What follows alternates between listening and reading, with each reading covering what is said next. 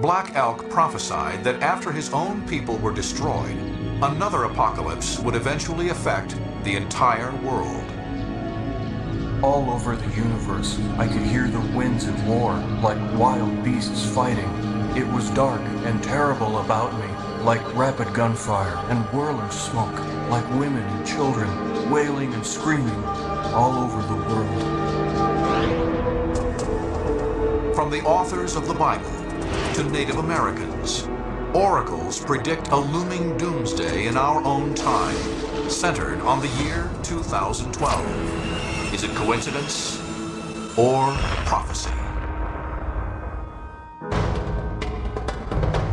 Will the end of the world be on December 21st, 2012? Around the world, prophecies suggest that something dire might happen on that apocalyptic date. Some of the most specific prophecies of apocalypse come from the Hopi tribe of the American Southwest. The Hopi believe that the world has been created and destroyed 4 times, and we are about to see the destruction of the 4th world. The basic idea of the Hopi prophecies is that we're on the verge of transitioning to the 5th world. And they say that there was a whole set of conditions and things that they expected to happen that they say have all been completed except for 1 or 2 little things. The signs for Hopi doomsday. The seas shall begin to rise. Great quakes will shake all corners of the globe, and the sun itself will turn hotter. Perhaps the book of Revelation is happening. One surprising prophecy from the Hopi: near the end of days, the world will be crisscrossed by a device they call a spider web. Could this be a reference to the World Wide Web that links our world like never before? The internet may be more than a reference point on the timetable of doom. Disturbing prophecies are beginning to emerge from an oracle called the WebBot Project. This program scans the World Wide Web for hints about the future and reports back with prophecies that are as ambiguous as the oracles of the ancient world, and just as chilling. In the year 2001, one of the WebBot programmers noticed that there were more to the results than simply financial predictions. Phrases began to emerge, connected to calendar dates. And finally, he made a rather startling prediction. That was that in the next 60 to 90 days, some event would change forever how we live in America. This prediction was made in June 2001. The WebBot developers believe it was an accurate prediction of the terrorist attacks of September 11th. I don't think there's any argument that 9/11 changed everybody's life. And since then, we've gone on to get this sequence of accurate predictions. If real, the future forecasts of the WebBot are anything but rosy. And like other oracles around the world, the WebBots also point to a global cataclysm in the year 2012.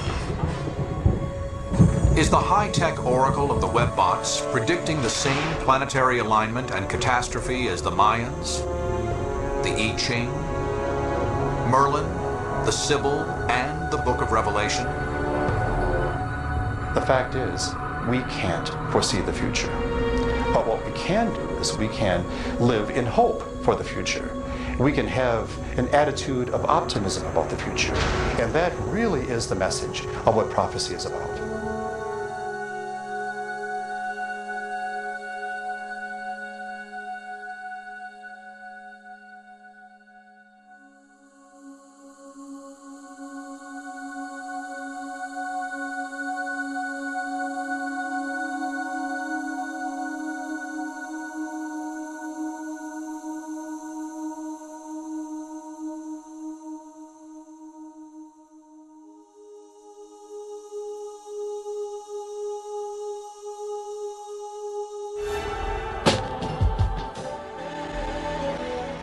Our whole conception of prehistory is wrong. Then the foundations upon which we have built our idea of what our society is are crumbling. in the geology lay the key to this total reversal of history. John Anthony West is a self-described rogue Egyptologist. He believes that the pattern of erosion on the Sphinx rules out the mainstream date of 2500 BC. In a nutshell, the theory is that the Sphinx has been weathered by water, and specifically by rain falling down over the plateau over many thousands of years. You look at the Sphinx and you see that it's this rounded profile with deep fissures going down the rock face. This can only be produced by rainfall falling over the plateau. Rain erosion in the Sahara is impossible now. But before 10,000 BC, this part of Africa was a fertile grassland.